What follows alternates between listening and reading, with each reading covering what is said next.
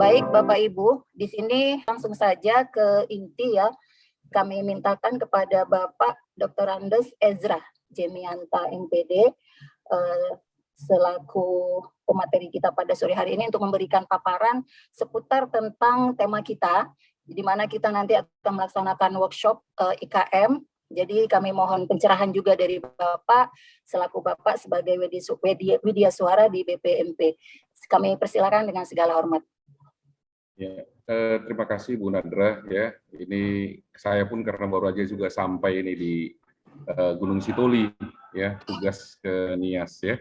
Jadi mudah-mudahan sinyalnya bersahabat ya Pak di Gunung Sitoli. Iya, ada background apanya belum sempat saya apakan ini.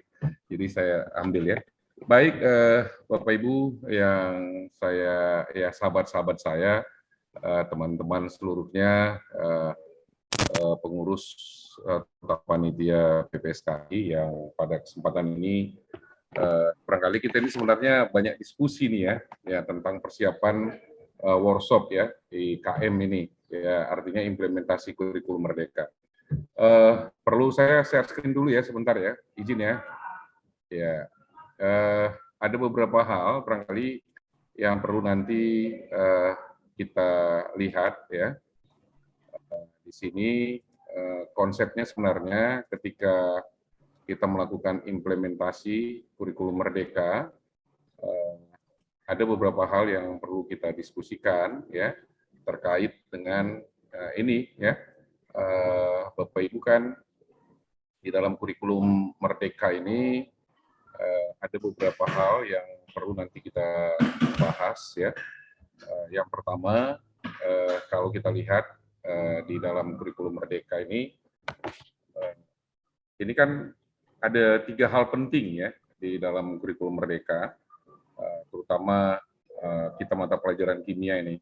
Ada 3 hal penting. Yang pertama itu ada kegiatan intrakurikuler, yang kedua itu adalah kegiatan proyek profil pelajar Pancasila, dan yang ketiga itu adalah terkait dengan ini Bapak Ibu yang namanya ekstrakurikuler ya. Jadi Bapak Ibu kalau kita lihat dari implementasi, yang pertama itu kita harus bisa sebenarnya menyiapkan apa yang namanya saya izin dulu share screen ini ya. Siapa ini apa? Silakan Pak. Ya izin ya. Ya silakan Pak. Jadi ada 3 hal yang penting nanti kita perlu diskusikan. Yang pertama itu untuk intra. Di intra ini kan ada ini ya, kita akan melihat sebenarnya 3 poin penting juga. Bapak Ibu kan membuka, di situ sebenarnya ada kegiatan yang namanya di intra itu kan lebih banyak kita sebenarnya bagaimana mempersiapkan ya mulai dari capaian pembelajarannya ya kalau kita lihat dari kurikulum, barangkali Bapak Ibu nanti boleh membaca ya, melihat di situ ya kegiatan kurikulumnya ya. Jadi di sini kalau kita melihat ya di intra, terutama di intra dulu, di intra ini sebenarnya bagaimana kita menyiapkan perangkat ajar untuk materi yang akan dikembangkan di satuan pendidikan ya, terutama di tingkat SMA ya. Kita lihat di situ diawali nanti bagaimana teman-teman nanti yang melatih ataupun yang membahas, kita akan buka dulu nanti sebenarnya capaian pembelajaran. Tapi ini bukan kelompok SMK ya, kelompok SMA sama itu nanti SMA SMK ya. Jadi artinya CP yang kita pakai itu CP terbaru yang tahun 2022 nanti. Kemudian dari CP itu sebenarnya Bapak Ibu akan mencoba menggali sebenarnya isi CP itu. Ya, dalam isi CP itu kan ada 4 bagian besar yang akan dipecahkan, dimulai dari rasionalnya, kemudian nanti bagaimana tujuan dari CP itu, kemudian bagaimana juga nanti elemen-elemen yang digunakan, dan bagaimana juga nanti kita menafsir deskripsinya ya, deskripsi dari capaian pembelajaran itu.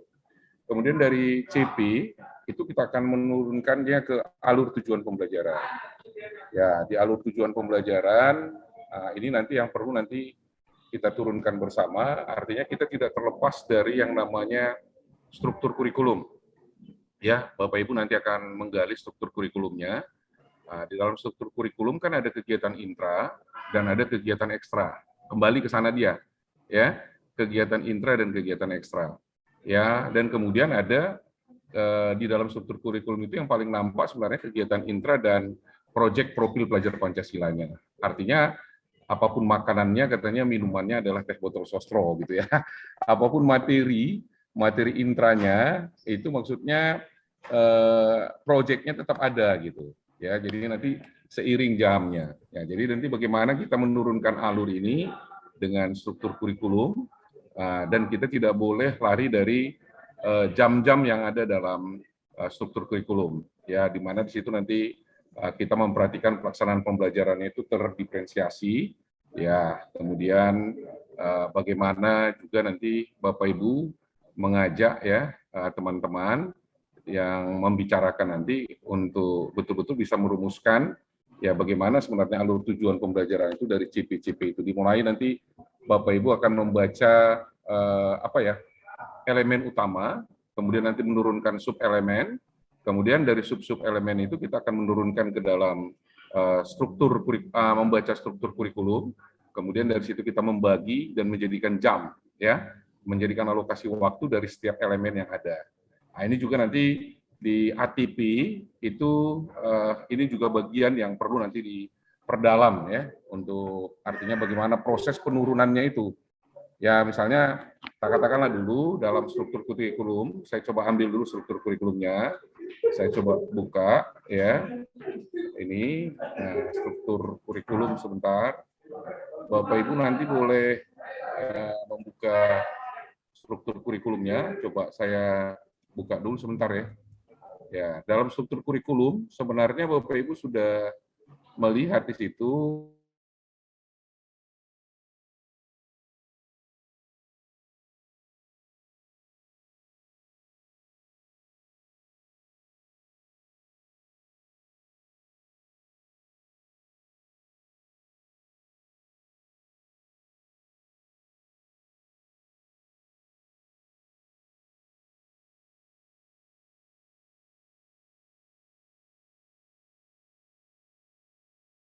tersusun berdasarkan elemen-elemen yang mau dituangkan gitu ya. Jadi Bapak Ibu dengan kata lain nanti bisa menggambarkan ya pembelajaran itu tersusun dengan baik.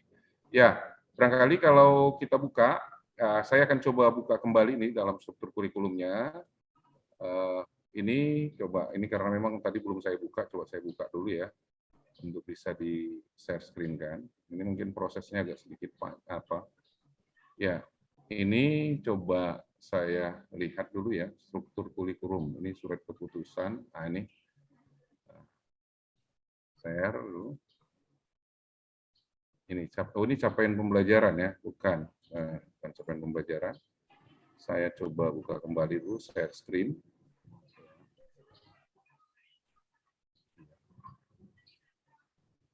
Iya, di sini dia.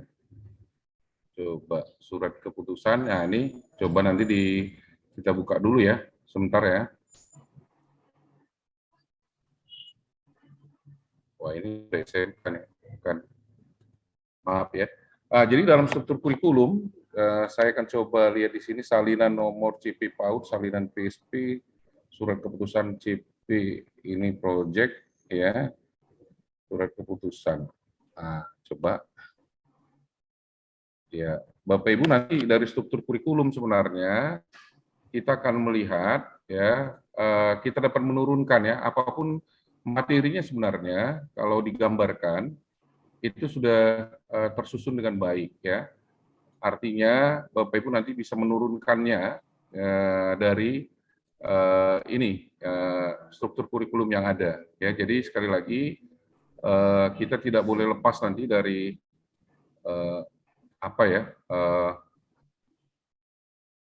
ini ya. Jadi tidak boleh lepas dari capaian yang ingin dikembangkan itu. Sehingga artinya memang inilah intra itu. Intra itu Bapak Ibu nanti bagian kita menyusun mengambil CP, menyusun alur tujuan pembelajaran, kemudian menyusun modul ajarnya. Jadi secara garis besarnya sebenarnya CP ini kalau dalam kurikulum 2013 yang lalu ini dikenal dengan KIKD dia, ya, kompetensi inti dan kompetensi dasar. Kemudian diturunkan ke dalam ATP. ATP ini kalau kita katakan ini mirip seperti silabus ya, silabus mata pelajaran. Jadi dia ini menjadi peta gambaran bagi guru nanti untuk mengembangkan pembelajaran itu. Kemudian dari CP itu, dari ATP itu, setelah ada CP tadi kan kita ambil, kita analisis dari mana, itu kan kita melihat nanti dari ini elemennya, kemudian ada deskripsi. Di dalam deskripsi itu nanti kita akan memecahkan ya artinya membaca dari elemen itu sebenarnya nanti akan turun macam pokok bahasan gitu. Baru kemudian dikembangkan menjadi sub-elemen dia. Sub-elemen ini nanti karena elemen ini bisa saja dalam 1 tahun itu hanya 4 gitu. Dalam 1 tahun pembelajaran. Misalnya kalau mau kita bagi menjadi 2. Jadi 2 misalnya dibagi 2, 4 bagi 2 berarti tinggal 2 lagi gitu ya, 2 elemen dalam 1 semester. Kalau 2 elemen dalam 1 semester, sementara jamnya kita katakanlah 72 jam itu dalam 1 tahun. 72 jam itu kalau kita bagi 2 berarti 36. 36 ya berarti 2 jam per minggu gitu dia bisa.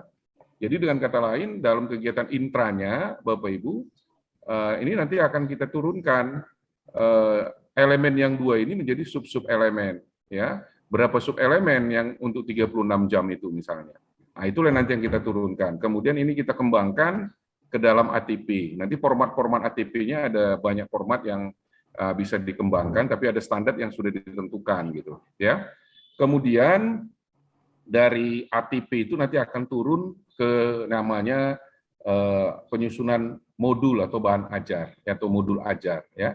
Modul ajar ini nanti akan lebih implementatif ya, tergambar sebenarnya dari awal ya, dari awal bagaimana dari awal itu termasuk di situ kurikulum Merdeka ini kan harus tahu juga ini sebenarnya bagaimana bakat minat ya, IQ anak, kemudian gaya belajar anak sama keseluruhannya itu kan tergambar.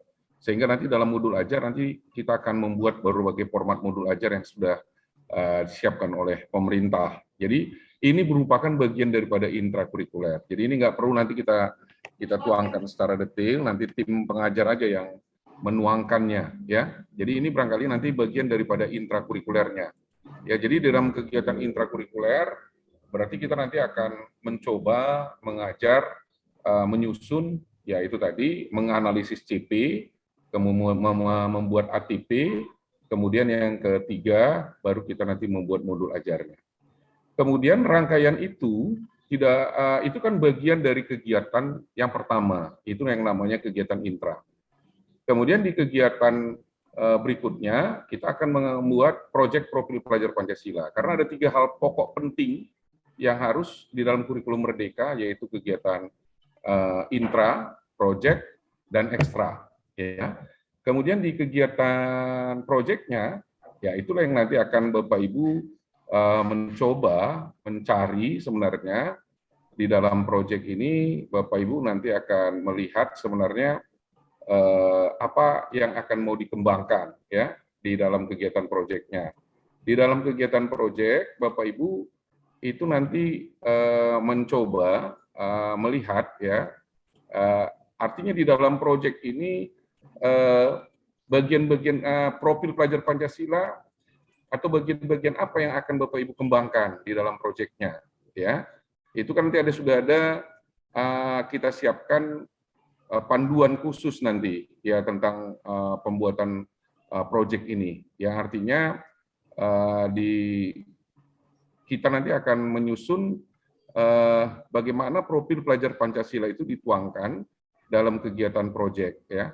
Proyek itu sederhana saja barangkali nanti sudah ada ini ya, tema khusus yang disiapkan. Ya, yang disiapkan oleh pemerintah. Ada 7 tema yang sudah disiapkan oleh pemerintah. Itu nanti boleh dipilih tema umumnya, baru nanti dari situ kita akan mengembangkan ke tema khususnya. Ya, nanti ini nanti barangkali dilihat ya, ditinjau kembali ya ketika Bapak Ibu nanti mencoba mendalami ya, kalau ibaratnya kita coba melihat ya tema-tema itu nanti seperti apa gitu ya. Misalnya kita katakan gini, ya bagaimana proses pelaksanaan proyeknya. Jadi nanti ini bagaimana kita merencanakan alokasi waktu proyeknya, ya. Kemudian bagaimana tim, ya tim, ketua timnya siapa.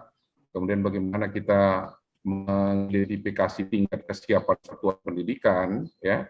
Kemudian bagaimana kita juga memilih tema-tema yang sudah disiapkan, ada 7 tema yang disiapkan oleh pemerintah, dan tema-tema inilah nanti yang akan kita pakai untuk artinya Bapak Ibu nanti mengembangkan mulai dari tema umum dan turun nanti ke tema khusus, itu dia. Kemudian yang terakhir kita bagaimana menyiapkan ini, merancang modul proyeknya. Ya misalnya kita katakanlah dulu Bapak Ibu mau mengambil tema yang mana gitu ya dari tema-tema yang sudah disiapkan itu. Jadi Bapak Ibu nanti tinggal memilih dan menyiapkan, dan akhirnya nanti kita bisa menyiapkan atau merancang modul proyek. Barangkali ini yang perlu nanti kita kembangkan, dan satu hal lagi kita harus melihat dulu struktur. Saya akan coba gambarkan di struktur kurikulum ya. Ini kalau kita lihat di struktur kurikulum ya, saya ingin melihat dulu, memperlihatkan ya di khusus kimia dulu ya. Ini kita coba saya buka dulu sebentar. Ya.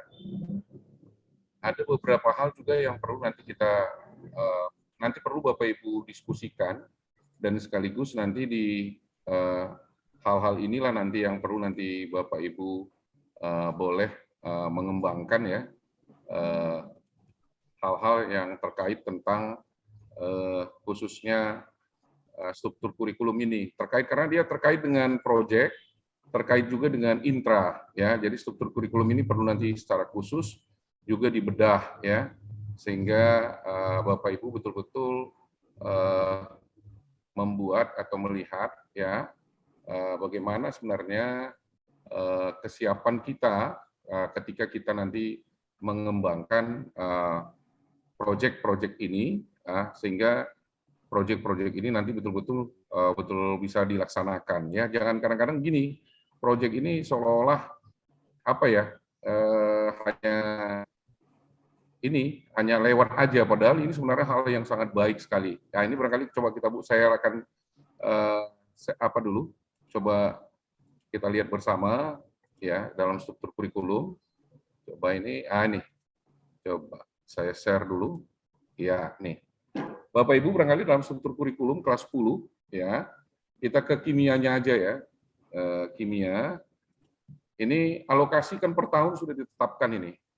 Alokasi proyek juga sudah ditetapkan gitu. Jadi Bapak Ibu nanti tinggal menyesuaikan aja. Kalau banyak minggu yang disiapkan dalam 1 tahun, itu 36 minggu pada kurikulum Merdeka ini.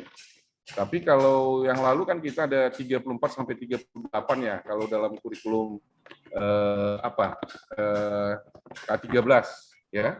Tapi kalau ini Bapak Ibu, selain ini intranya, ini proyeknya. Ya, jadi jumlah totalnya ini kalau ini kita ambil di kimia, kita lihat ini. Di ilmu pengetahuan alam ini kelas 10 ya. Kelas 10 itu kan ada 30 di kelas 10 itu ada 216 tapi sudah terbagi atas fisika, kimia, dan biologi. Berarti kalau kita bagi 3, 72 kan itu 72 jam ya, 72 jam dalam 1 tahun. Berarti dalam 1 semester dia itu berarti ada 36 jam. Ya, 72 dalam 1 tahun bagi 2, 36 ya. Ya, jadi ini dia barangkali gambarannya. Berarti rata-rata 2 jam dia. Proyeknya ini 1 tahun 108. Ya, 108 kalau kita bagi 2 berarti berapa itu? 54 ya. 54 minggu. Ya, berarti 54 JP ya kalau dibagi dengan 36 kan hampir 1 jam itu ya, 1 jam. Kalau 108 dibagi 3, ini kan dibagi 3 ini. Kan 3 mata pelajaran ini.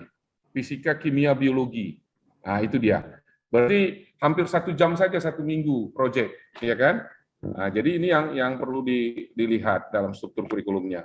Jadi sekali lagi, bagaimana kita membagi kegiatan proyek ini, bagaimana membagi kegiatan intra ini, dan intra ini tadi, ini disusun, sekali lagi, intra disusun. Kalau yang intra, berarti kita menyiapkan materi mata pelajaran, mulai apa perangkatnya, mulai dari CP, ya, dari CP, ATP, baru ke modul ajar. Sedangkan di sini kita akan membuat, yaitu namanya proyek profil pelajar Pancasila. Ya, itu nanti ada modulnya khusus kita buat untuk memberikan materi ajar tentang proyek itu. Barangkali ini nanti pembahasan kita dan diskusi kita saja, ya artinya kita harus menyiapkan kegiatan intra dan menyiapkan juga kegiatan proyek, ya untuk bisa dalam kegiatan pembelajarannya nanti bisa terimplementasi dengan baik, ya. Nah, jadi ini barangkali yang bisa kami sampaikan, Bu Nadra, barangkali dalam kurikulum Merdeka nanti untuk implementasi IKM kita, kurikulum Merdeka ini kami sarankan kalau bisa memang untuk perangkat pembelajaran dari intrakurikuler dari 3 aspek itu harus kita tuntaskan.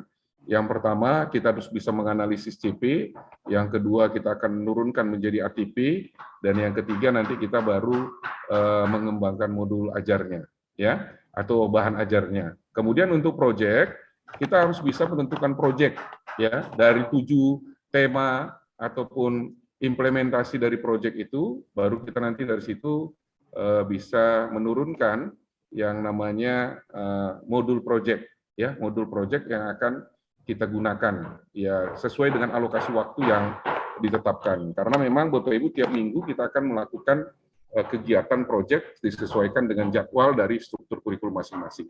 Barangkali ini yang bisa kami sampaikan, kami kembalikan ke Bu Nadra. Silakan Bu Nadra. Oke, baik Pak Ezra, terima kasih atas pemaparannya. Semakin mencerahkan ya Pak buat kami, sehingga nanti kami bisa lebih fokus untuk yang Bapak sampaikan tadi tentang kesiapan-kesiapan kita dalam mengembangkan, pada akhirnya nanti mengembangkan modul ajar untuk proyek yang mau kita jalankan.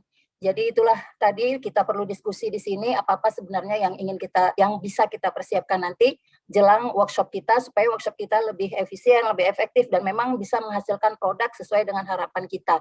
Terima kasih sekali lagi Pak Ezra atas pencerahannya. Kita lanjut saja dulu ya Bapak Ibu, nanti di akhir baru kita akan diskusi dan tanya jawab. Pak Ezra masih bersama kita tentunya. Kita lanjutkan dengan Pak Awaludin, pemateri kita yang kedua yang juga nanti akan hadir bersama kita untuk membimbing kita di tanggal 30-31 Juli. Silakan Pak Awaludin. Assalamualaikum warahmatullahi wabarakatuh. Waalaikumsalam warahmatullahi wabarakatuh. Terima kasih Bapak Ibu yang sudah memberi kesempatan kepada saya. Izin Pak Ezra ya. Ini sering jumpa juga di LPMP kemarin nih Pak Ezra ini. Bapak Ibu, silakan Pak Walidin. Ya, saya masalah teknis nanti kita akan bicara di hari Sabtu dan hari Minggu.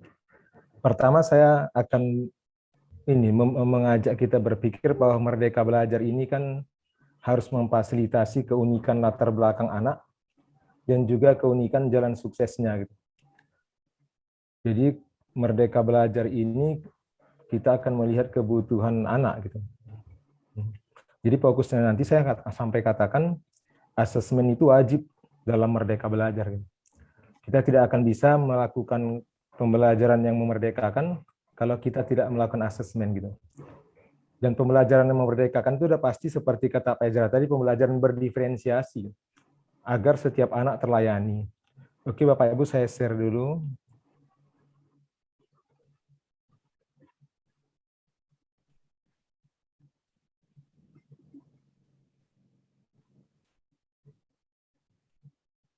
Sudah terlihat Bapak Ibu? Sudah Pak. Sudah Pak.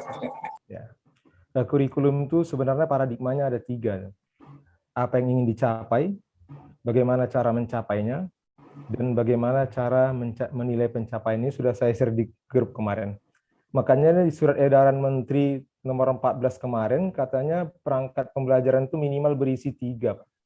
Tujuan pembelajaran, langkah pembelajaran, dan penilaian pembelajaran. Dan di Permendikbud terakhir ini juga dikatakan bahwa perangkat pembelajaran itu minimal berisi tujuan pembelajaran, langkah pembelajaran, dan penilaian pembelajaran, Bapak Ibu.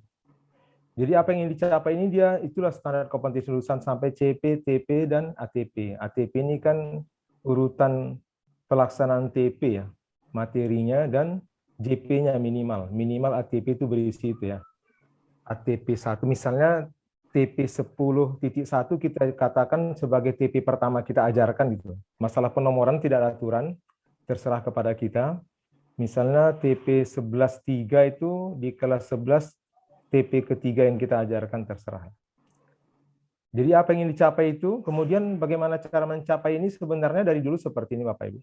Bagaimana pembiayaan untuk mencapai kompetensi itu, bagaimana tendik persyaratannya, bagaimana pengelolaan minimal, bagaimana sarana prasarana minimal. Gitu. Bapak Ibu baru standar proses.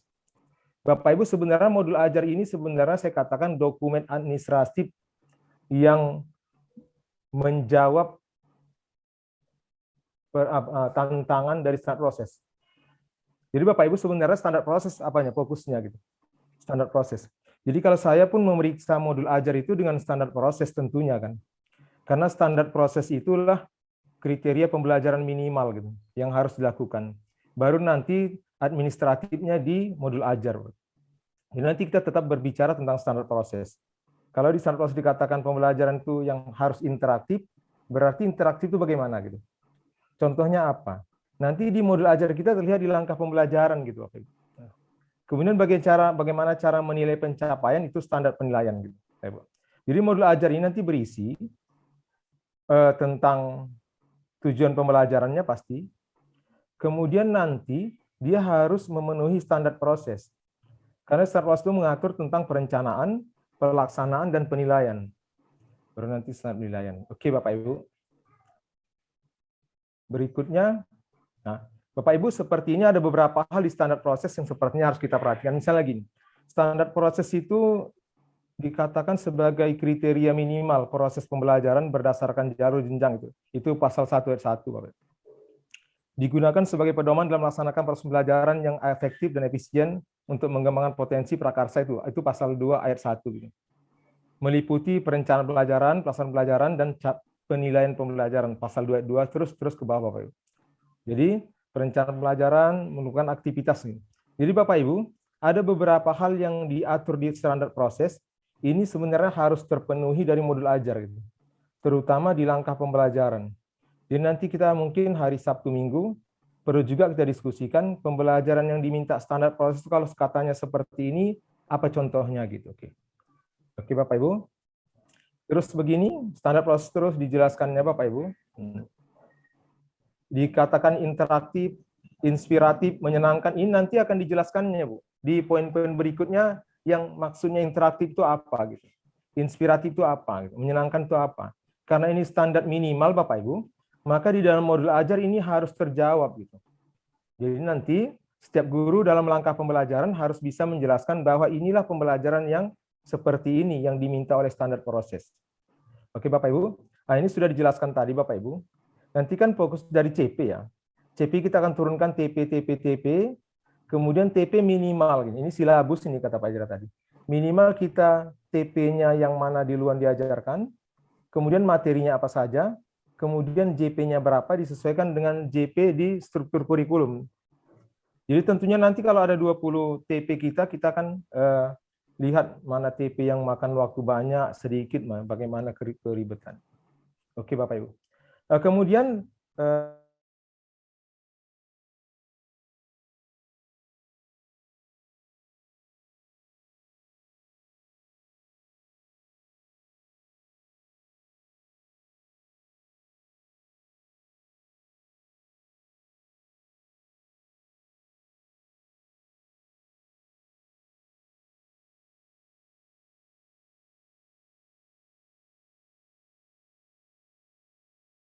dilihatnya target peserta didiknya berbeda, dipastikan dia harus memodifikasi modulnya gitu. Nggak bisa kalau tidak dimodifikasi. Karena modul ajar yang disusun guru tersebut itu akan sesuai dengan target peserta didik dia gitu. Makanya nanti di langkah-langkah itu wajib modifikasi, terutama nanti pada diferensiasinya gitu. Kalau nanti asesmen diagnostik itu Bapak Ibu sepertinya akan berhubungan dengan diferensiasi konten gitu. Bapak Ibu kalau guru kimia, matematika, fisika ini mungkin hampir sama gitu. Nanti orang akan lihat wajah saya bagaimana tersenyum memasuki kelas 11 MIA 5 misalnya. Tetapi masuk ke 11 MIA 1 wajah saya agak berkerut. Itu karena apa? Karena pikiran saya sudah mengatakan bahwa asesmen diagnostik kelas ini berbeda gitu. Gitu Bapak Ibu. Dan saya akan bercerita kepada kawan saya kalau di kelas ini saya ngajarnya seperti ini aja gitu. Kalau di kelas ini harus seperti ini. Pendekatan materinya itu berbeda untuk anak yang berpikir abstraknya masih rendah gitu. Ini asesmen diagnostik kognitif. Bapak Ibu nanti asesmen diagnostik non kognitif ini lebih kepada ini saya lihat kepada diferensiasi proses. Tapi asesmen diagnostik kognitif ini lebih kepada diferensiasi konten ya, pendekatan materi gitu. Nanti asesmen diagnostik non kognitif ini juga kepada diferensiasi produk gitu. Ada satu siswa dia sumatif sejarah dibuat gurunya lisan gitu Bapak Ibu. Dia dapat nilai 80 tapi dia katakan Pak saya memahami materi itu. Tapi karena Bapak buat lisan saya grogi katanya. Saya minta ujian tertulis saja lah katanya. Kalau tertulis saya akan dapat 100. Jika dia diulang dapat 100, maka nilai dia 100 bukan dibagi 2, Bapak. Karena dia sebenarnya kemampuannya 100, tapi cara penagihan produk itu tidak nyaman bagi dia, sehingga kemampuannya tidak maksimal keluar. Bapak Ibu formatif ini sepertinya lebih difokuskan dari sumatif. Sehingga di standar penilaian, itu tujuan penilaian pertama itu bukan mengukurasi belajar, Pak. Tapi mengetahui kebutuhan belajar anak. Jadi di standar penilaian yang terbaru dikatakan penilaian itu adalah proses untuk mengumpulkan informasi tentang mengetahui kebutuhan peserta didik, baru capaian pembelajaran. Jadi fokus kepada formatif Bapak Ibu. Sehingga sumatif ini di standar penilaian Bapak Ibu, kenaikan kelas dan kelulusan dari sekolah itu ditentukan sekolah dengan membentuk tim gitu. Tidak ada aturan baku dari pemerintah, tapi tim di bawah koordinator kurikulum dan asesmen namanya. Itu menentukan bagaimana peraturan anak dikatakan bisa naik kelas dan apa peraturan mengatakan anak itu bisa lulus Bapak Ibu. Oke Bapak Ibu, nanti kita akan fokus nanti kepada asesmen ini. Bapak Ibu saya beritahukan bahwa tagihan nanti pertama Bapak Ibu, kalau bisa kita bagi kelompok sehingga semua PASE itu habis dibagi Bapak Ibu. Ini mungkin saya minta panitia gitu. Contoh PASE E itu kita berapa orang gitu. PASE F karena dia 2 kelas lebih banyak orangnya. Dan khusus PASE F ini kedua kelas itu harus koordinasi karena nanti CP-nya akan dibagi. CP itu dibagi nanti mana dia di TP-nya mana untuk kelas 11, mana kelas 12 dibagi Bapak Ibu. Kemudian sudah dibuat kelompok ini, nanti kita diskusinya per kelompok PASE aja. PASE E, PASE F1, PASE F2 gitu. Nanti semua akan pertama tugasnya seperti kata Pak Ezra tadi menurunkan TP dari CP. CP ini kan gelondongan Pak. Baru nanti kita turunkan ke TP, baru nanti kita atur TP mana yang pertama, TP mana yang kedua, materinya apa. Bapak Ibu saya katakan kepada guru-guru tidak diharamkan melihat materi di buku yang lalu karena materinya tidak berubah. Jangan diharamkan nanti. Kalau diharamkan melihat buku-buku lama, kesusahan nanti guru melihat materinya di mana gitu. Karena materinya tidak begitu jauh berubah. Lihat aja dari materi itu. Kemudian JP-nya, baru nanti kita buat modul, Pak. Modul ajar. Tapi fokus kita nanti kepada langkah pembelajaran, Pak. Karena Merdeka Belajar itu tuntutannya sebenarnya bukan administratif, tapi filosofi, Bapak Ibu. Filosofinya langkah pembelajaran Bapak sudah menjawab tuntutan standar proses, Bapak Ibu. Kemudian Bapak Ibu, saya beritahukan juga tagihan berikutnya adalah nanti setiap guru menentukan satu TP. Satu TP, kemudian dia nanti buat asesmen diagnostik kognitif untuk TP itu. Asesmen diagnostik kognitif untuk TP itu, sehingga nanti dengan bayangan saja Bapak Ibu, karena tidak terjun ke kelas. Dengan bayangan hasil asesmen diagnostik kognitif Bapak Ibu itu, susunlah modul ajar Bapak Ibu dengan hasil itu. Misalkan anak saya itu seperti ini asesmen diagnostik kognitifnya gitu. Kemudian asesmen diagnostik non kognitif saya lebih senang kepada tim BK karena mereka lebih profesional. Saya takutkan begini. Kalau setiap guru mapel melakukan asesmen diagnostik non kognitif, maka seminggu itu asesmen terus anaknya. Nggak ada lagi kerja yang lain. Nah, asesmen terus matematika, asesmen fisika, asesmen gitu. Maka saya minta dari sekolah saya tim guru BK. Kemudian kelemahannya kedua, saya takutkan dua guru berbeda mengasesmen murid yang sama, hasil asesmennya berbeda. Jadi berkelahi pula gurunya kan gitu. Maka sudah serahkan aja kepada tim BK bagaimana sehingga saya mau setiap guru sebelum masuk kelas, seminggu sebelum masuk kelas, dia diberi data hasil asesmen diagnostik non kognitif sehingga guru klik kelasnya, keluar nama anak, dia klik anaknya, dia tahu tentang keterangan anaknya. Saya mau guru belum masuk kelas sudah mengenal anak, walaupun belum tatap muka dengan anak, dari mana? Dari tim BK, Bapak Ibu. Jadi tidak akan terjadi terulang kasus-kasus yang sama untuk hal yang sama. Seorang anak pernah memaki guru karena ini, tetapi dimakinya lagi karena apa? Karena kita tidak punya data, Bapak Ibu.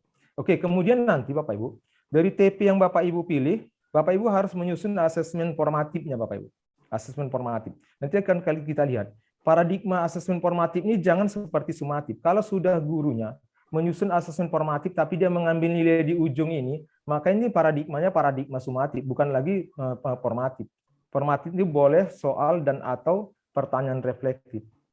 Kemudian Bapak Ibu terakhir nanti kita minta tagihannya asesmen sumatif. Asesmen sumatif ya tentunya harus menjawab TP yang ada kita buat sebelumnya di modul ajar. Bapak Ibu seperti itulah nanti tagihan-tagihan kita dalam pelatihan. Nah, saya minta panitia untuk menyiapkan bagaimana setting pengelompokannya sehingga seperti kata Pak Julpan kalau bisa ini selesai 1,5 hari gitu. Nggak banyak cerita tapi banyak bekerja, nanti kita diskusi. Terima kasih moderator, saya kembalikan. Assalamualaikum warahmatullahi wabarakatuh. Waalaikumsalam warahmatullahi wabarakatuh. Terima kasih Pak Awaludin untuk penyampaian paparannya untuk persiapan-persiapan kita nanti apa saja yang perlu disiapkan. Baik, Bapak Ibu, kita lanjut ke Pak Zulfan dulu untuk memberikan pengarahan atau pemaparan atau tanya jawab, Pak Zulfan. Kita mintakan dari Pak Zulfan dulu ya, supaya gambarannya lebih jelas lagi seperti apa nanti kita di tanggal 30/31, baru nanti setelah itu kita diskusi tanya jawab. Silakan Pak Zulfan, langsung saja.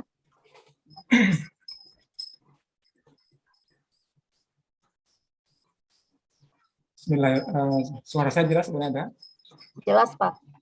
Bismillahirrahmanirrahim. Assalamualaikum warahmatullahi wabarakatuh. Selamat siang dan salam sejahtera bagi kita semua.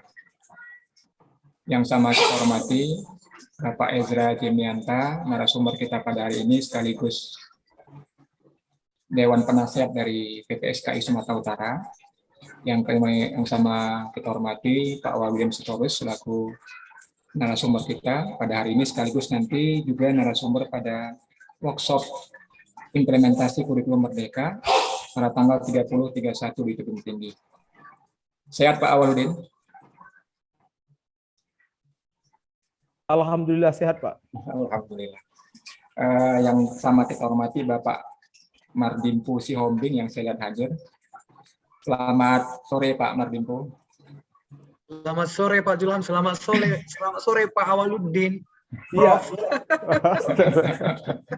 Tokoh muda Sumatera Utara. Aduh, Bapak Profesor, segan saya. Ya Pak. Serta Bapak Ibu peserta workshop baik dari MDMP Kimia Sumatera Utara, MDMP Kimia, MDMP Biologi Sumatera Utara, dan juga yang tergabung dari guru-guru yang mendapat amanah ataupun sedang melaksanakan program guru penggerak. Bapak Ibu sekalian, kegiatan program ini tentunya sudah dijalani dari berbagai kolaborasi dari beberapa pengurus dan peserta. Ada beberapa kegiatan yang kita rencanakan, tapi berdasarkan pilihan adalah tentang implementasi kurikulum Merdeka. Jadi kalau kita lihat dari Pak awal tadi ada assessment diagnostik Pak ya. Jadi sudah kita data baik itu di grup pengurus maupun di grup MGP Sumut, maka ini salah satu pilihan yang disepakati. Kemudian dalam pelaksanaan kegiatan ini memang awalnya kita berharap dapat bekerja sama dengan pihak donatur, sehingga guru-guru dapat ikut dengan dana yang tidak begitu besar.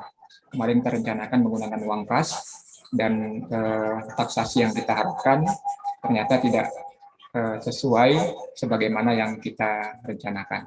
Manusia hanya bisa berencana, tapi Tuhan juga yang menentukan.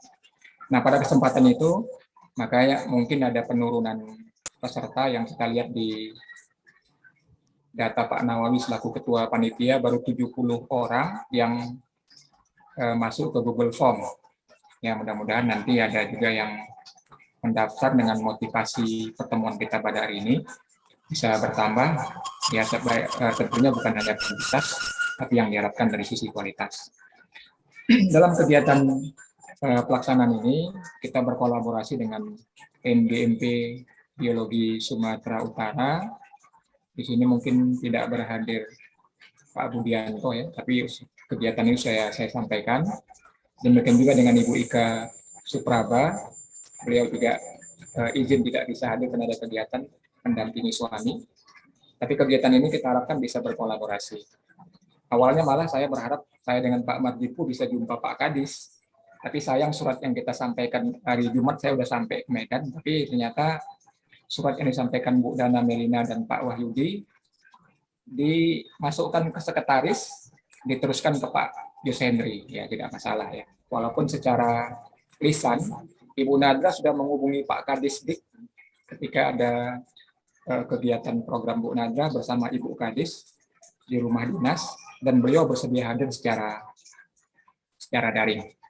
Ya, mungkin nanti pada kesempatan yang lain kita bisa dari PPSKI Sumut berjumpa dengan pembina kita, karena PPSKI Sumut secara resmi pembinanya adalah Kepala Dinas Pendidikan Sumatera Utara dan LPMP yang sekarang namanya BPMP sebagai wadah tempat instansi dari Pak Ezra.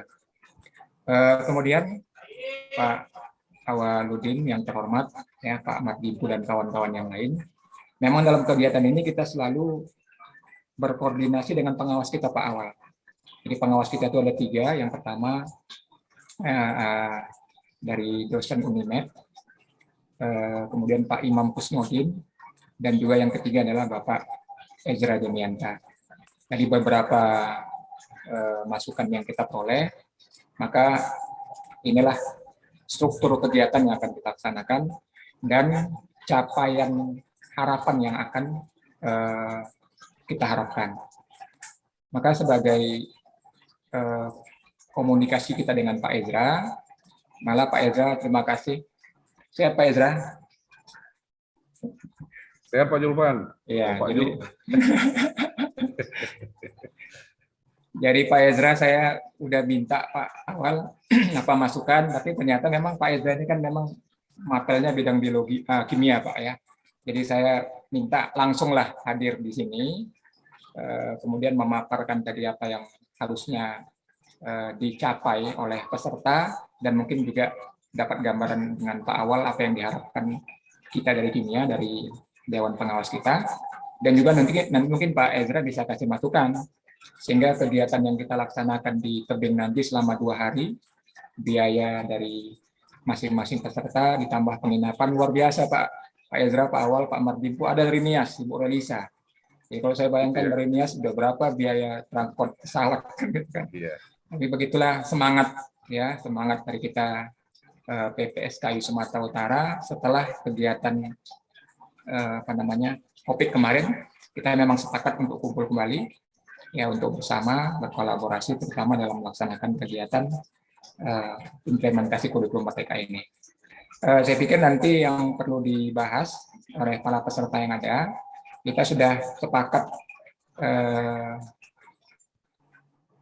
workshop kita ini berbeda dari workshop webinar yang lain. Saya sudah lihat ada webinar banyak ya, beberapa kegiatan juga banyak. Kita fokus untuk menyusun modul ajar. Dalam menyusun modul ajar saya lihat sudah hampir sama tadi yang disampaikan Pak Ezra dengan disampaikan Pak Awaludin, yang nanti pencerahan di awal disampaikan oleh Bapak Godang. Tapi harapan akhir kita adalah bagaimana sebenarnya kawan-kawan Pak Awal melihat hanya fase E ya, Bu Nadra ya, saya lihat hanya kelas 1 semester ya. Tapi Pak Awal mengharapkan fase E dan fase F. Jadi saya harapkan Bu Nadra dengan Pak kawan-kawan panitia yang lain bisa menyusun kelompoknya. Kita udah data ada kelompok kelas 10, kelas 11, dan kelas 12. Dengan tidak mengurangi kualitas juga, nanti dari biologi saya lihat ada beberapa orang yang mendaftar, bisa bergabung dari materi fase E atau fase, atau mungkin nanti bisa berkolaborasi lah dengan pihak MDMP Kimia. Ini yang pertama ya, yang perlu kita sama-sama sepakati. Jadi di hari yang kedua itu memang kita buat waktunya setengah hari, karena hari Senin kawan-kawan peserta akan masuk kembali ke tempat yang lain. Saya lihat ada dari Kapot di Tengah, ya ada dari Nias tadi, ada juga dari Sibolga, dan dari daerah-daerah yang jauh tentu tidak terganggu untuk masuk kembali pada hari berikutnya. Yang kedua, kalau menginap tentu sudah check out itu ya, ketika sudah ada sholat zuhur dan makan siang. Jadi harapan kita, kalaupun tidak dapat terlaksana sebagaimana yang diharapkan, kita nanti bisa buat dalam bentuk daring. Daring dalam arti kata bisa di Google Classroom, ya kita buat tagihan. Jadi Bapak Ibu peserta sekalian, kenapa saya buat dan saya usulkan kepada Pak Awal untuk kegiatan daring persiapan sebelum pelaksanaan workshop? Karena ketika kita mengadakan pelantikan dan pertemuan-pertemuan di PPSKI Pusat, kita benar-benar diwanti-wanti oleh pihak pembina, jangan mudah mengeluarkan sertifikat 32 JP untuk membawa nama PPSKI. Untuk itu pertemuan ini ya bagi Bapak Ibu yang berhadir merupakan salah satu mata kegiatan. Ditambah 2 hari mata kegiatan pada tanggal 30 dan 31 di Tebing Tinggi nanti. Nanti kita akan buat kantong tugas yang akan diserahkan di Google Classroom sebagai mata kegiatan. Setelah mata tugas-tugas tadi dapat dilaksanakan oleh para peserta, maka nanti kita akan berusaha sebenarnya dengan tanda tangan Pak Jainuddin saja yang sudah terdaftar di Kemenkumham itu sudah sah 32 JP, buktinya ya beberapa kawan ya lulus nggak ada masalah. Saya naik golongan keempat B, banyak yang tanda tangan dari Bapak Jainuddin ya, jadi itu bisa. Tapi harapan Bu Nadra kita bisa coba tadi ya menghubungi pihak dinas, bisa tanda tangan Kepala Dinas Pendidikan Sumatera Utara.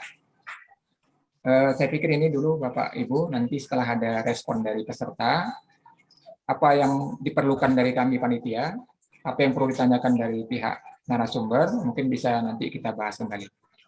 Terima kasih. Kembali kepada Bu Nadra. Billahi taufiq wal hidayah. Assalamualaikum warahmatullahi wabarakatuh. Waalaikumsalam warahmatullahi wabarakatuh. Terima kasih Pak Zulfan. Jadi jelas ya Bapak Ibu, apa-apa saja yang mau kita siapkan itu hari ini mau kita diskusikan. Jadi kita hari ini lebih banyak berdiskusi kira-kira apa-apa yang perlu kita persiapkan supaya nanti workshop kita di tanggal 30-31 itu bisa berjalan dengan lancar dan efektif, menghasilkan sesuai dengan target yang kita inginkan. Di sini juga sudah ada Pak Mardimpu, aku panggil adik lah ya. Adik. Halo kakakku. Terima kasih ini sudah mau hadir hari ini.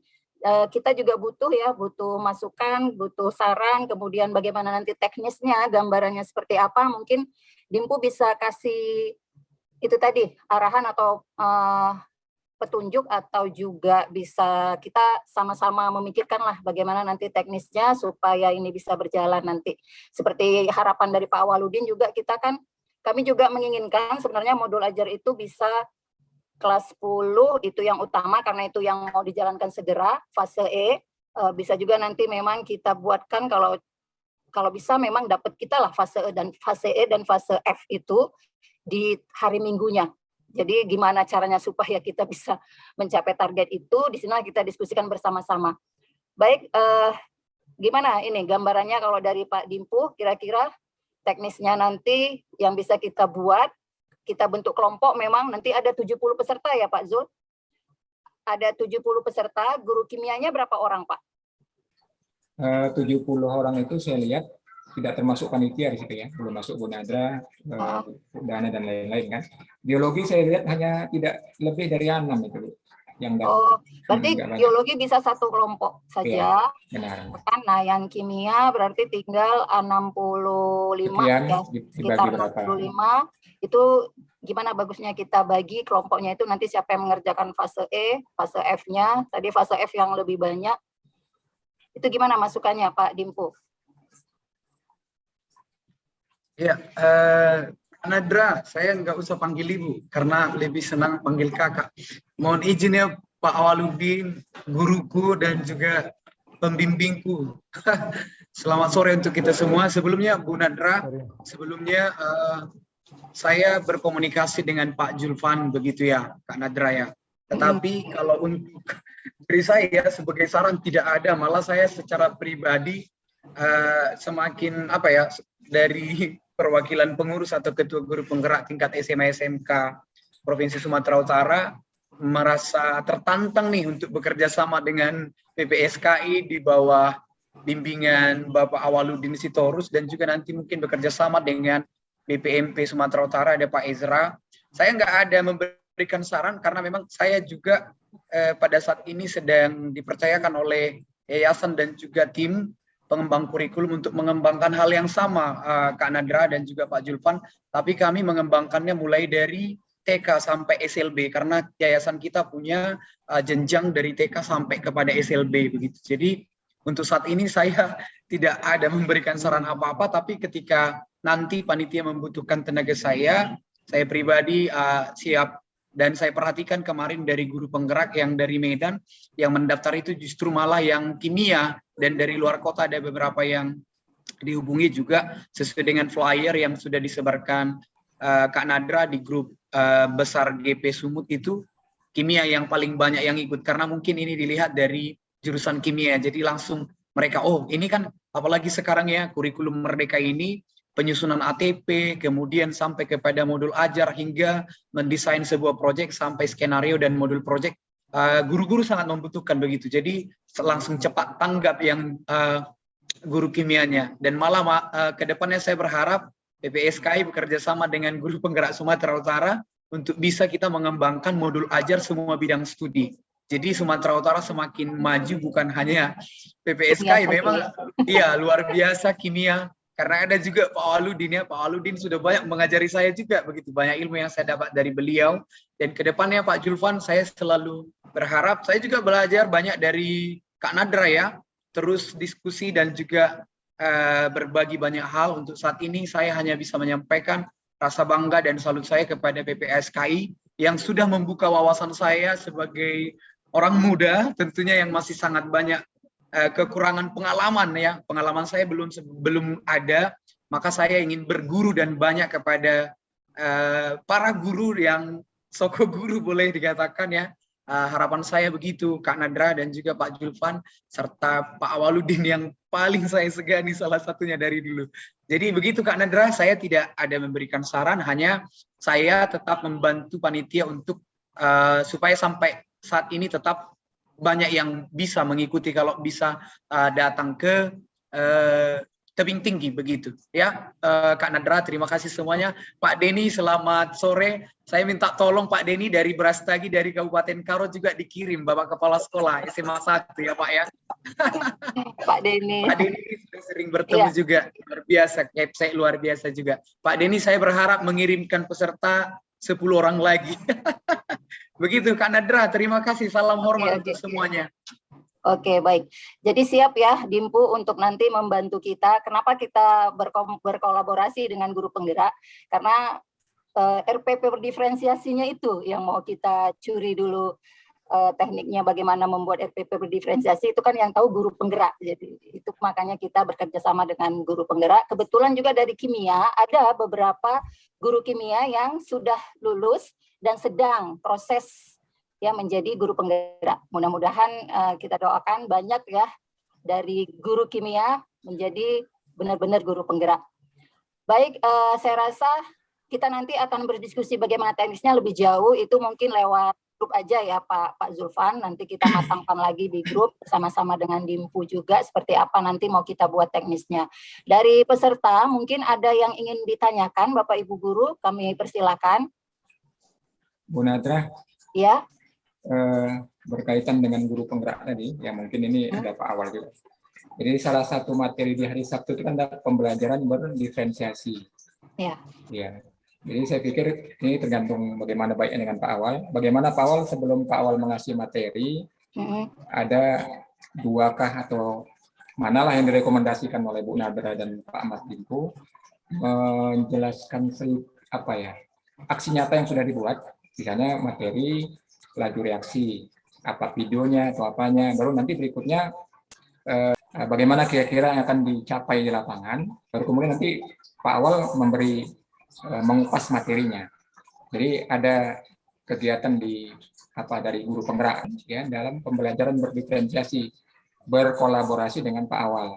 Jadi ada apakah 2, 3, tampilkan video singkat mulai dari pembelajaran, bagaimana evaluasinya, bagaimana kegiatan, mungkin ada tanya jawab, baru dikupas oleh Pak Awal. Sebenarnya apa yang diharapkan dalam pembelajaran berdiferensiasi? Saya rasa itu lebih kena, Bu Nadra, kerjasama kita dengan guru. Ya, nanti kita aturlah seperti itu hasil harapannya Pak Awal. Ini boleh ya Bapak Ibu Guru bertanya kalau ada yang kurang jelas. Kemudian gini Pak Awal, ini sedikit dari saya pun belum paham sekali sih IKM ini seperti apa, juga belum paham, makanya kita juga pengen tahu lebih jauh lagi melalui workshop ini nanti. Itu tadi kan Pak Awal menekankan bahwa kita kurikulum Merdeka itu yang paling penting itu supaya bisa diterapkan asesmennya dulu, itu ya kan yang paling penting di awal itu ada asesmen. Jadi kita nanti ini kan pada workshop yang mau kita laksanakan 30-31 kita kan belum melakukan asesmen gitu ke siswa kita. Apa masih bisa kita tetap melanjutkan ini kerja kita belum melakukan asesmen? Nanti teknisnya gimana setelah kita susun ternyata nggak cocok nih dengan kondisi dan kebutuhan anak murid kita, karena nanti ini apalagi kan nanti teknisnya kita berkelompok dari berbagai latar guru-gurunya dan sekolahnya juga dari berbagai tempat. Nah, itu seperti apa nanti bagusnya Pak Awal? Saya pikir kita membuat tawaran terbuka, Pak, Bu. Misalnya kita kan asesmen diagnostik non kognitif untuk apa gitu. Kalau gaya belajar kan yang bermasalah kalau anak memiliki gaya belajar 1 atau 2 saja gitu. Jadi kita buat terbuka untuk ketiganya gitu, pilihan gitu. Jadi nanti saat kita menemukan permasalahan kita cuma 2, kita kan tinggal buang 1 aja gitu, benar. Nah gitu. Nah, kemudian kalau asesmen diagnostik kognitifnya saya pikir Bapak Ibu bisa membayangkan lah, kita bisa membayangkan kondisi anak kita gitu. Selama kita mengajar selama ini, bagaimana kemampuan kesiapan belajar namanya. Kalau asesmen diagnostik non kognitif kan profil belajar, kesiapan belajar anak kita itu gimana gitu.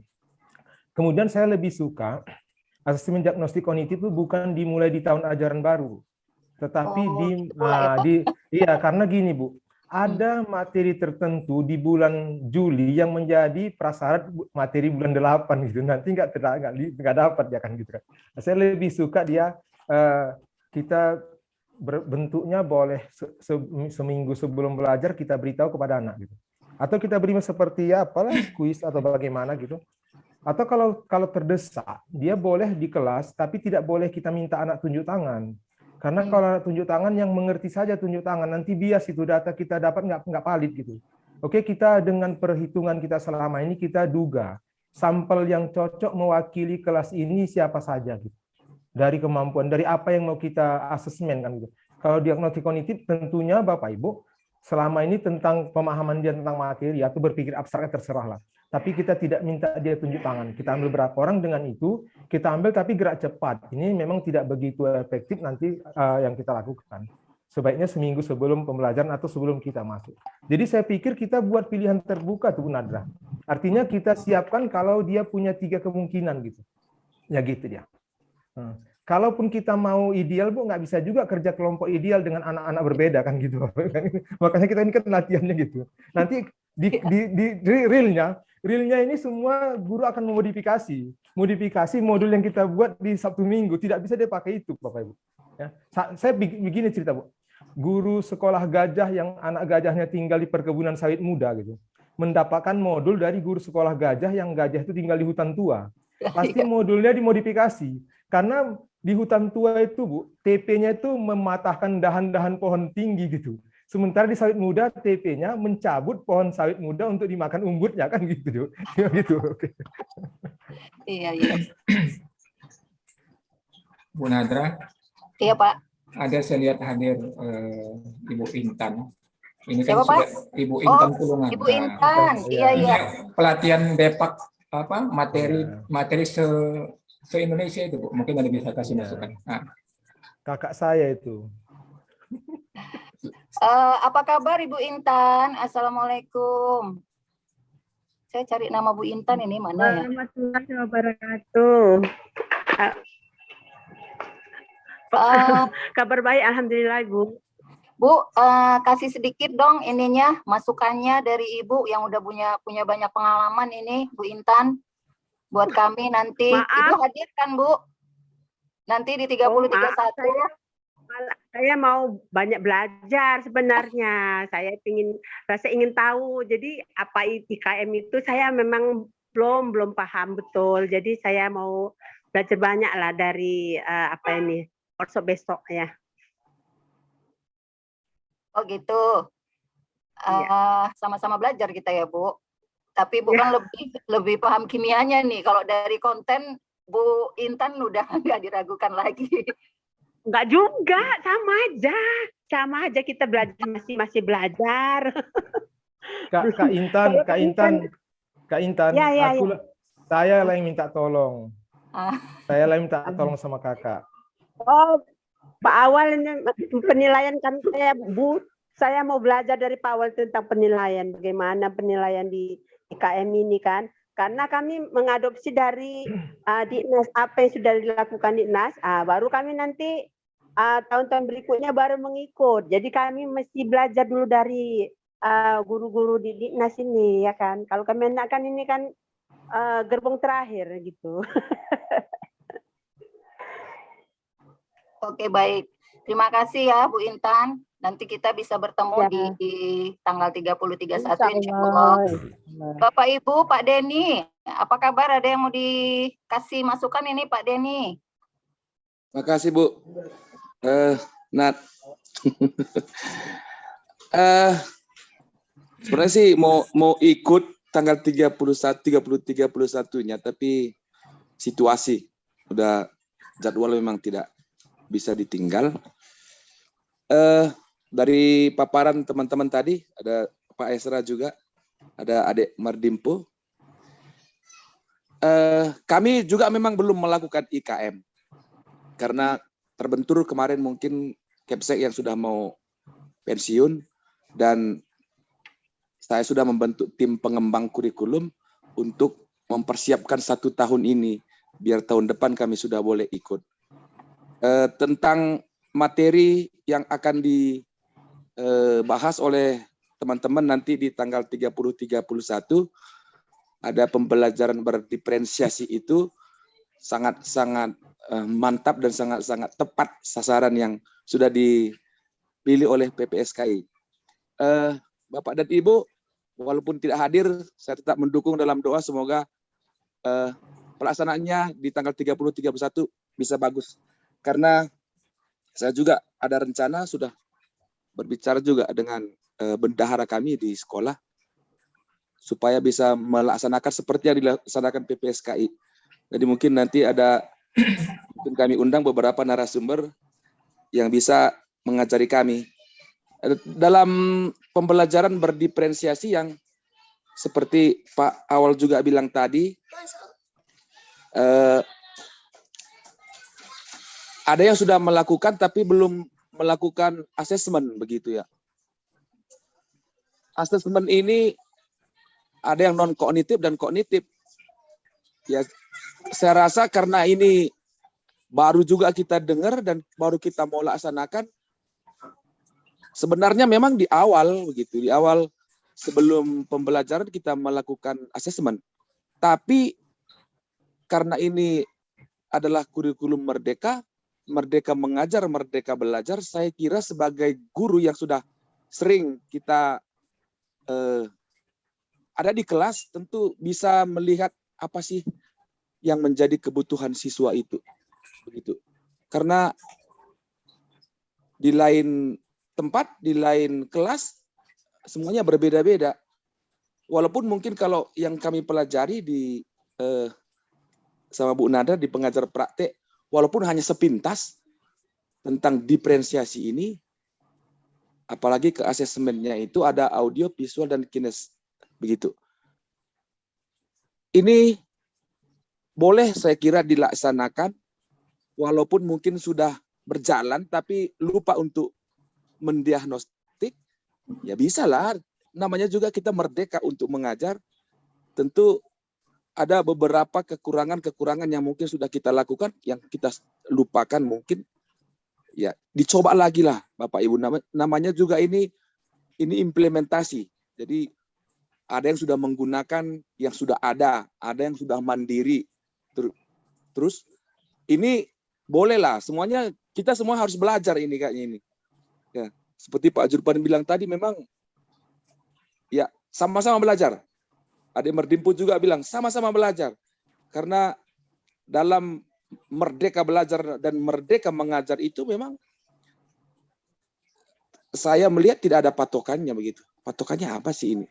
Jadi kalau saya dalam benak saya pribadi, walaupun sudah ada seperti itu, kita akan coba lagi nanti mendesain pembelajaran itu dengan ya model-model pembelajaran yang sudah pernah kita lakukan begitu. Karena memang ini kesiapan guru yang sangat ekstra yang harus diperlukan saat ini. Ya. Karena biasanya kita hanya mengajar dengan metode ceramah atau metode diskusi misalnya. Ini sepertinya tidak cukup lagi. Mungkin kita harus menyiapkan PowerPoint atau menyiapkan video sehingga atau menyiapkan bahan bacaan, ya, atau menyiapkan link video untuk bisa anak-anak itu semuanya bisa terakomodasi apa yang mereka butuhkan begitu. Jadi begitu, nanti kalau ada hasil, saya sudah bicara juga dengan Pak Jul, kalau ada hasil tolong bagi juga sama kita begitu. Mana tahu kita juga nanti bisa melihat dan mempelajari yang Bapak teman-teman sudah lakukan ini di tebing. Kami di Karo bagi-bagi. Iya, Karo juga sudah siap kemarin. Saya bilang, ayo Rukim Karo, silakan daftar gitu. Tapi sepertinya belum ada. Oke, nanti ke depan mungkin kami akan coba khusus Kabupaten Karo dan kami sudah siapkan juga untuk bulan 9, karena di bulan 9 nanti baru bisa kami lakukan untuk persiapan untuk IKM tahun depan. Maka ya sudah beberapa juga saya sudah hubungi, ada adik Merdimpu di situ, siap-siap ya saya bilang. Berarti harus siap untuk membantu dan berbagi. Juga buat kawan saya ini satu kelas,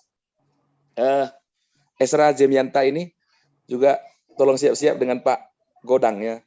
Sudah dicatat itu soalnya. Pokoknya kami Semansagi ini, sama satu Brastagi, walaupun belum melakukan IKM, tapi tahun depan kami sudah sepakat semuanya Bapak dan Ibu guru untuk persiapan 1 tahun ini, supaya nanti di tahun depan begitu kami melaksanakan, kami sudah boleh siap semuanya. Begitu. Itu kira-kira saran, usul, mungkin pengalaman. Ya, Bu Nadra sudah jadi fasilitator ini. Mudah-mudahan bisa mengikuti proses. Mudah-mudahan bisa mengikuti. Lagi menjalani. Ya, Pak Julpan juga sudah mulai masuk. Waduh, luar biasa. Ya, pokoknya harus berbagi, Pak Zul. Ya, kita terus saling saling kontak dan bagaimana bisa berkolaborasi sehingga ya untuk anak-anak bangsa. Ya, begitu. Itu dulu, Bu Nat. Pak ini Zul. ada awal nanti untuk kegiatan kerja kelompok kita, LK atau lembar kerja yang bisa disiapkan itu gambarannya Pak, supaya nanti tinggal bagi atau share kan ke kawan-kawan untuk mengerjakannya di kelompoknya masing-masing. Kalau modul ajar kan sudah ada ya. Modul ajar sudah ada yang sudah dari pemerintah. Sebenarnya seperti ini Bu Nadira. Contoh dari pemerintah sudah ada semua gitu. Tetapi kita kan mau ini yang sesuai dengan kita, saya pikir lebih fokus ke langkah gitu. Kalau dia misalnya TP itu sudah banyak contoh ya, dari CP kimia turun ke TP, KTP sudah ada, linknya sudah saya kirim mungkin di grup kemarin ya. Kita tinggal lihat aja. Modul juga sudah ada. Jadi kalau fokusnya kepada modul, nanti formatnya saya kirim yang dari PPT dari pemerintah ya. Saya kirim formatnya. Nanti kalau asesmen itu saya pikir tidak format, atau saya buat format nggak apa-apa, saya buat format. Tapi saya pikir nggak fokus ke format pun ada, nggak format dia. Kalau asesmen diagnostik kognitif itu kepada kesiapan belajar, nanti saya kirim apa bukunya juga boleh, modul yang dari pemerintah boleh. Oke. Pak Awal, maksud Bu Nadra, nanti kita untuk masing-masing kelompok, apakah format yang kita bawa atau Pak Awal berikan format sehingga kita semua satu apa ya? Boleh. Boleh saya beri format Pak, tetapi format itu boleh ditambahi ya. Iya. Nanti kalau ditambahi kita mau gini, mengapa ditambahi, apa kepentingannya gitu. Kalau memang kita terima secara forum kita terima, kita jadikan model dari apa kimia Sumatera Utara gitu. Bagus gitu ya. Tadi kan tawaran saya kan PASE dengan F. Saya pikir PASE dan F1 aja boleh lah. Karena Sekolah Penggerak Angkatan 1 sudah pakai PASE F yang pertama, Pak gitu. Tidak harus yang kedua-dua gitu. PASE F kan kelas 11 kelas 12, Pak ya. Iya, benar. Sekolah Penggerak Angkatan 1 sudah pakai itu dia. PASE F yang kelas 11 gitu. Nanti kita musyawarahkan Pak Awal ya. Memang sebenarnya di grup Anpel kita fokus ke fase E. Kalau memang bisa masuk ke fase F1 Pak ya, kelas 11 Pak ya. Oke, fase E saja nggak apa-apa, fase E saja. Oh, gimana Bu Nadra? Ya. Iya Pak, baru masuk lagi nih. Tadi sempat keluar, sempat terlempar. Gimana Bu Nadra kalau kita fokus ke fase E saja atau ditambah ke fase F1? 10-11 ya. Atau fase E aja fokus kita? Boleh fase E sama proyeknya juga kan. Iya kan, jadi fase E dengan dari proyeknya. 7 tema nanti seperti apa proyeknya. 3 ya, dari 7 tema dan 23 ya. Pak Awal, kami kan di sekolah kami kan IKM Mandiri Belajar. Iya. Jadi masih pakai kurikulum K13. Iya, tidak mengganti kurikulum, tetapi masih menerapkan filosofi Merdeka Belajar. Merdeka Belajar. Terus penyusunan perangkat ajar segala macam itu masih tetap oleh kurikulum kan. Hanya saja ditambah dengan proyeknya aja, proyek penguatan PP-nya saja gitu. Jadi kami bisa gitu ya, hanya kalau intrakurikulernya itu belajar tatap muka pembelajarannya itu masih seperti biasa. Hanya saja ditambah nanti di luar jam nanti kita ambil untuk pembuatan proyeknya. IKM Mandiri Belajar bisa seperti itu. Sebenarnya kan ini sebenarnya proyeknya kan, tapi saya heran kok proyek gitu. Jadi proyek itu kecil lagi kan gitu kan. Ini proyek ini sebenarnya kan dia include di kurikulum Bu Nadra. Di kurikulum dia, di struktur kurikulum dia. Nah itu struktur kurikulum. Jadi kalau pakai kurikulum Merdeka, memang ada proyek di situ. Nah, itu. Pak Awal, mungkin yang dimaksudkan Bu Nadra, itu kan ada proyek intrakurikuler ya. Mungkin yang dimaksudkan Bu Nadra itu proyek profil pelajar Pancasila, Bu Nadra. Iya, proyek profil Pancasilanya. Jadi kalau memang terpisah gitu dia. Iya, jadi kalau dia yang saya nanti bisa dikoreksi ya, udah keluar apa ya, Pak Ejra dari Pak Awal bisa koreksi. Kalau nggak salah saya, kalau dia kurikulum Merdeka Belajar, sama mungkin di SMA saya suka dengan SMA saya kan sama 3 Rentau Utara, dia satu tema. Kalau saya nggak salah Bu Nadra, satu tema. Jadi satu tema. Iya, satu tema untuk 1 tahun. Jadi saya nanti rencana, kan saya kasih kurikulum ya, rencana satu kelas itu nanti bagi kelompok. Memang ada koordinator ya, ada koordinator dan fasilitator yang memfasilitasi masing-masing kelompok untuk membuat proyeknya sesuai tema yang ada. Itu nanti bisa ditambahi oleh Pak Awal dan Pak Martin. Cuman saya yang bingung itu kan rapotnya masih rapot K13 kan? Iya. Nah, jadi memang kita masukkan ke mana? Saya tanya kawan-kawan bisa buat nanti di rapot tuh rapot tambahan, gitu yang saya tanya. Tapi belum saya pelajari lagi dari kawan-kawan yang ada buat rapot tambahan. Jadi nanti di situ ada nilainya, nilai proyek. Pak Julpan, izin Pak Julpan. Iya. Maksud saya, proyek itu ada di struktur kurikulum. Kalau pakai project maka JP mapel kita berkurang. Oh, Struktur kurikulumnya. Jadi kalau tidak merubah kurikulum, apakah gitu? Maka saya bilang, apakah kurikulum yang kita pakai kurikulum K13 atau kurikulum Merdeka gitu? Dan proyek itu ada di struktur kurikulum Merdeka gitu. Itu maksud saya tadi Bu Nadra. oh, jadi Itu. gimana? Ya. Yang dimaksud Pak Awal tadi proyek apa Iya. intrakurikulernya. Itu di struktur kurikulum. Ya, Dan mengurangi JP untuk mapel. betul. Oh, Berarti mengganti berarti kurikulum sekolah kan? kami kurang ini juga kurang paham karena udah sempet ini di kurikulum itu jumlah jam tatap mukanya dibuat sama saja. Baru untuk pembuatan proyeknya saya nggak tahu juga diambil jam, nggak dihitung mungkin jamnya. Tapi tetap dibuat gitu. Berarti bagus lah Bu, bagus. Oh bagus. Yang nggak bagus itu, yang nggak bagus mengurangi standar yang diberikan pemerintah. Ya. Kalau Ibu menambah itu bagus, mungkin nanti dapat penghargaan.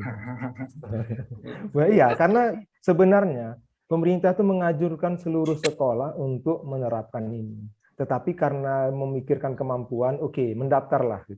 Mendaftar sesudah dilihat, baru ditentukan pemerintah. Kamu IKM pilihan 1, IKM pilihan 2, IKM pilihan 3. Tetapi pada intinya pemerintah menginginkan semua memakai kurikulum ini. Kalau Ibu bisa memakainya, nggak ada masalah. Oke. Pak, satu Pak usul mungkin beda. Ya, Silakan Pak Wahyudi. Kita di Percut itu di SMA Negeri 1 Percut sudah tahun kedua. Iya, betul. betul. Merdeka. Jadi justru sekarang yang saya sendiri mengenai IKM justru belum paham Pak, masih belum paham. Sampai sekarang walaupun sudah menerapkan. Jadi sama untuk modul ajar juga seperti yang dikatakan Pak Awal tadi, untuk modul ajar sebenarnya sudah tersedia di link yang dikirim Pak Awal di Merdeka itu, Merdeka Belajar itu sudah ada. Modul ajar contoh-contohnya sudah lengkap. Jadi kalau kita tambahkan fase F mungkin bisa aja untuk minimal TP-nya, ATP-nya Pak. Jadi kita tahu gambaran di kelas 11, kelas 12 mungkin bisa jadi gitu Pak. Nggak sampai modul ajar pun nggak masalah. Sampai ke ATP pun jadi, karena dari ATP saya pikir kita bisa kembangkan materinya nanti seperti apa. Mungkin gitu Pak awalnya. Kalau harapan saya pribadi gitu. Kita sampai ke ATP di fase F. Jadi kita bisa bahkan di fase F itu untuk kelas 12 dan kelas 11. Saya sendiri masih mengambang. Bukunya sekarang yang di kimia pakai kurikulum Cambridge, Pak. Yang dikirim di apa namanya? Bukan buku sebenarnya atau apa namanya? Anjuran ya yang diberikan satu di Cambridge untuk kimia dan fisika. Jadi tetap kita patokannya di CP. Buku itu hanya kita gunakan untuk pencapaian CP ya Pak Awal. Nah, jadi mungkin Pak Wahyudi, ya, satu Pak Wahyudi. Ya, Pak. Buku dicetak. Iya. Sebelum CP direvisi, Pak. Oh iya, ya, benar Pak, benar. Buku dicetak tahun lalu, CP direvisi bulan Juni gitu Pak. Jadi Bapak nggak bisa juga gitu kan. Nggak bisa pakai buku, benar. Lihat buku-buku lama nggak apa-apa gitu. Materinya. Jadi agak kebingungan lah memang untuk nyusun ATP, saya juga belum paham Pak. Pas lah jumpa sama Pak Awal nanti lebih paham nanti ini ke depan. Cuman mohon kalau bisa dibantu Pak untuk fase F, kelas 11 dan 12 nanti gimana memilahnya gitu ya. Karena fase F itu kan sama, kelas 11 dan 12 di fase yang sama. Bagaimana memilah di fase F itu kelas 10, kelas 11, fase F mana yang di kelas 12. Nah, itu saya masih belum paham gitu Pak. Fase F untuk kelas 11 yang bagian mana, fase F untuk kelas 12 yang mana. Kalau fase saya jelas untuk kelas 10 gitu. Izin Bu Nadra ya, izin Bu Nadra. Mungkin Pak Wahyudi pun nggak tahu bahwa saya orang matematika, takutnya itu. Iya, dengar materinya. Struktur kurikulum. Artinya, apakah kita bisa tentukan sendiri gitu? Apakah dari CP yang satu fase itu untuk kelas 12 dan 11, gurunya sendiri yang menentukan, atau ada patokan gitu, atau ada acuannya gitu? Gimana sih ya? Menentukan Pak mana Wahyudi kan.